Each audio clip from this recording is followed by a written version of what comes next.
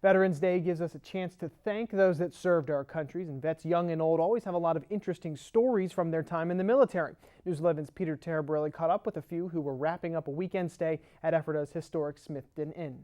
As part of a Bed and Breakfasts for Vets program, veterans from across the country gathered for an enjoyable weekend, but the best part of their experience was sharing.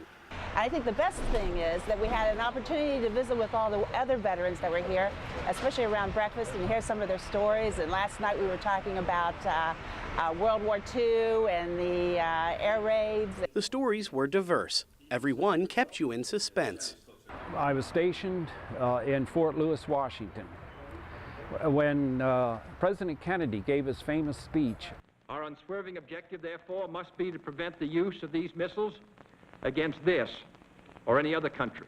All of a sudden we started getting alerts. Now, I was in a Hawk missile battalion.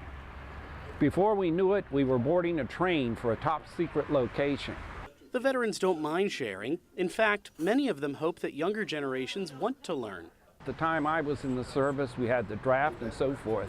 Many of these young people may never even be in the service because they have to volunteer to go in. So I think knowing what experiences have taken place in the past will help them to decide whether or not they want to volunteer in the U.S. military. Not only would having breakfast with a vet be beneficial for the young, but for the veterans as well. For them, it's a treat to see where their brothers in arms have served. I would spend weeks just sitting here talking to these guys about their history, because you got to know where you came from to know where you're going. This whole experience is something that I'm going to do year after year after year after year. They hope to be back next Veterans Day.